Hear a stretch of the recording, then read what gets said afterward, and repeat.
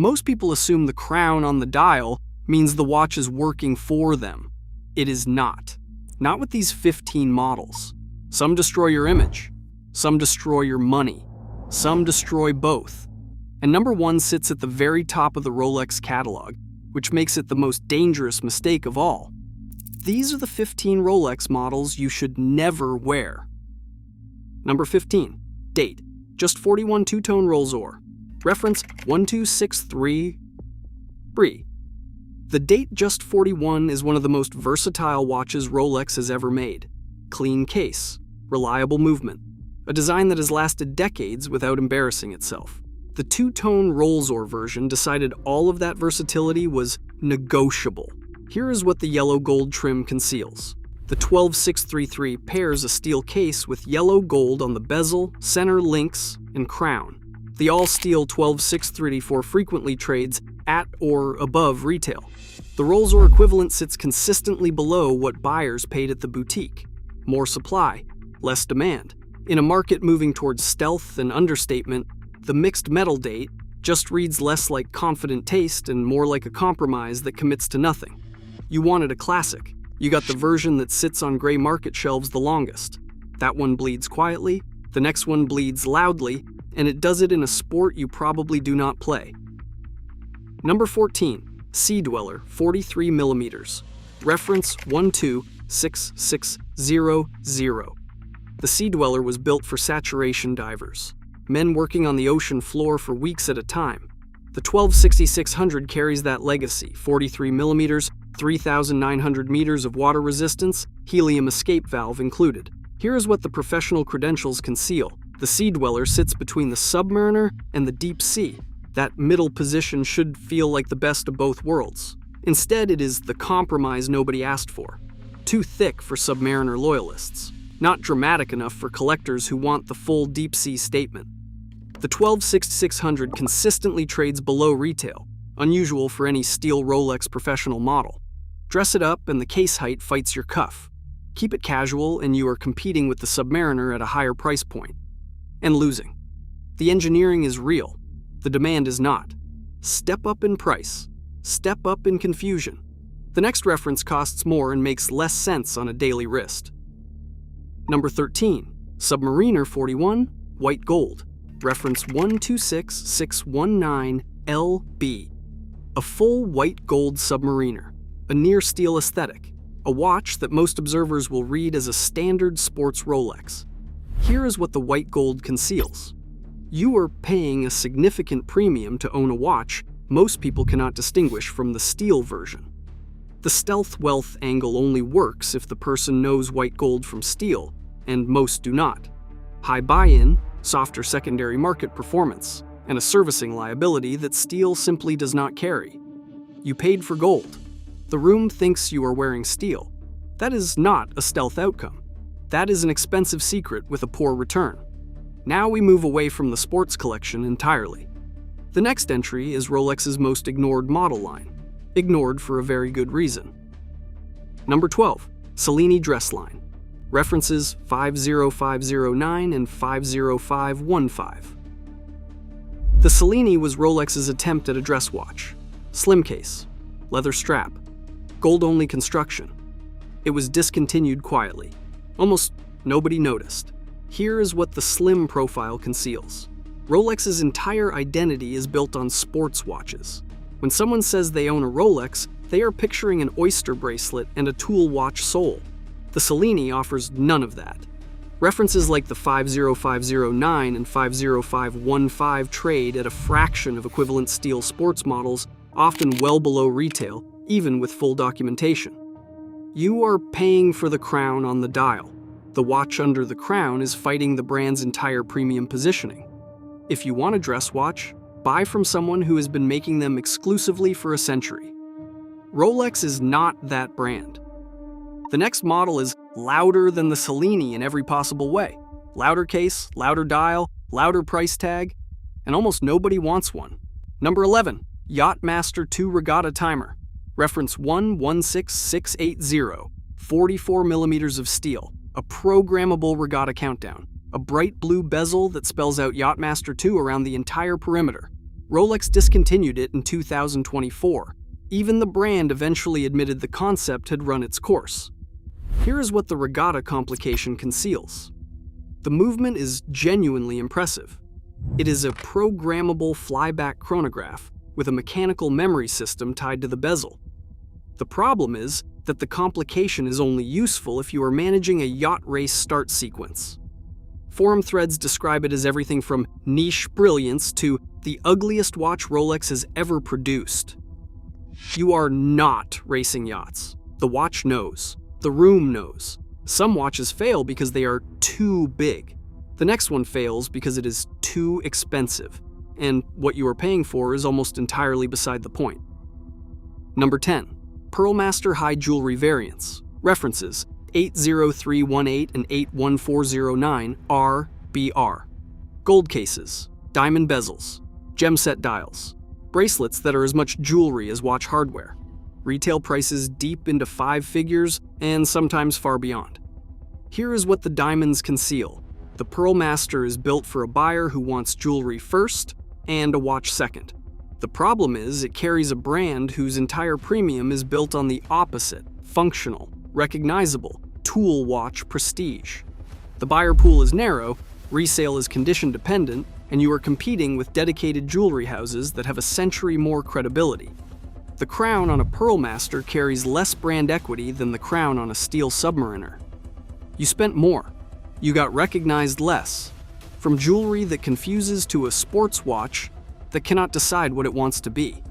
The next reference is stuck between two identities and pays the price. Number 9. Yacht-Master 42. Yellow gold on Oyster Flex. Reference 226658. Yellow gold case. Matte black bezel. Black dial. Rubber strap. The most expensive tool watch concept in Rolex's most precious metal. It does not work. Here is what the Oyster Flex conceals. Nobody wears solid gold to the ocean floor. Precious metal Yacht-Masters depreciate faster than steel counterparts. The model 226658 falls between buyers who want a real gold dress piece, who will choose a Day-Date, and buyers who want a genuine sports watch, who will choose steel. Neither group chooses this. On rubber, it looks like an ultra-expensive G-Shock cosplay. There is no configuration where it wins. Now we enter the territory where watches stop being tools and start being statements. From here, every problem gets worse as we count down. Number 8. Lady-Datejust 31 Everose Chocolate Diamond Variants. References 278271 and 278341RBR. It is a 31mm women's jewelry watch with an Everose Rolls-Or case, a chocolate dial, and diamond hour markers. Rolex markets it precisely that way, and the design confirms it at every turn. Here is what the chocolate dial conceals. When a male buyer reaches for a 31mm women's jewelry watch at a 5-figure price point, the watch stops communicating what it is supposed to communicate. The size is unmistakably small. The construction is unmistakably feminine. The failure is entirely in the decision to wear it as a status piece when everything about it tells a different story. You bought the logo, the watch bought you nothing else. The next watch has a different kind of identity problem. Not a mismatch of wearer, a mismatch of design. One the brand created and the market never fully forgave. Number 7. Air King. Reference 116900. The Air King returned in 2016 with a 40mm case, anti-magnetic protection, and a dial that looked like a design committee had been given contradictory instructions, and nobody resolved the conflict before the watch went into production. Here is what the aviation theme conceals. Large Arabic numerals, oversized minute track numerals, vintage script, and a green and yellow logo. Together they form a cluttered visual that reviewers consistently described as controversial, the polite version of "we cannot fully defend this." For a sustained period, the Air King was one of the only steel sports Rolexes you could walk into an authorized dealer and buy. No waitlist, no purchase history, while every other steel professional model was constrained. The Air King sat in the case. The community noticed. The community drew conclusions. You bought the dial Rolex could not quite explain. The market never fully bought in. The next watch is technically unloved and now being flipped at a premium by people who did not want it when it was still in the catalog. Number 6. Milgauss Z-Blue. Reference 116400GI. Electric blue dial. Green sapphire crystal. Orange lightning bolt seconds hand. The most expressive modern Milgauss, and Rolex's least commercially successful family for years before discontinuation in 2023. Here's what the green crystal conceals. The green sapphire creates a color cast that shifts with light conditions. The orange lightning bolt sits awkwardly for a brand that sells restraint at a premium. After discontinuation, prices firmed, but that spike was driven by scarcity, not a reappraisal of the design. The watch was unloved when it was made. The price has changed. The design has not. From here, every reference costs significantly more and delivers significantly less of what the buyer thought they were getting. Number 5. Deepsea Sea-Dweller D-Blue. References 116660 and 126660. 44 millimeters, nearly 18 millimeters thick, rated to 3,900 meters. The James Cameron gradient dial, blue at 12, black at 6. One of the most technically impressive watches Rolex has ever built. Here is what the depth rating conceals. Almost nobody who owns a Deepsea will take it below a swimming pool. At 18 millimeters thick, it does not fit under a shirt cuff. It sits on top of it, making every dressed occasion look like you forgot to remove the watch before getting ready. On casual wear, the weight is significant, and the presence is massive. It reads less like utility and more like deliberate flex. For a watch positioned as a tool, it spends most of its life as a conversation about itself. You bought the deepest Rolex. It is too thick for your life.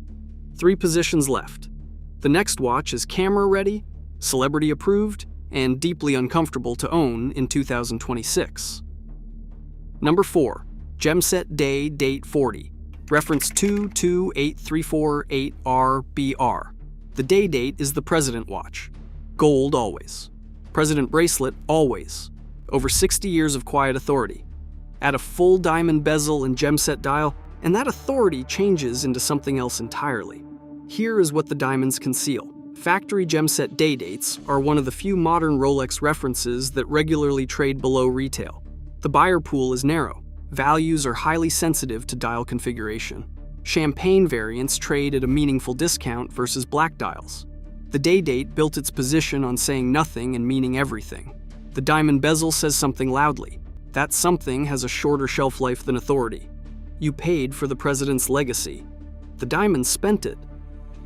The next 2 made watch media lose composure entirely.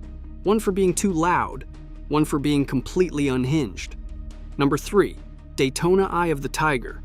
Reference 116588TBR. Yellow gold case, diamond set bezel. A black and gold dial assembled to resemble a tiger's face. Diamond hour markers integrated into the design. Here is what the tiger conceals.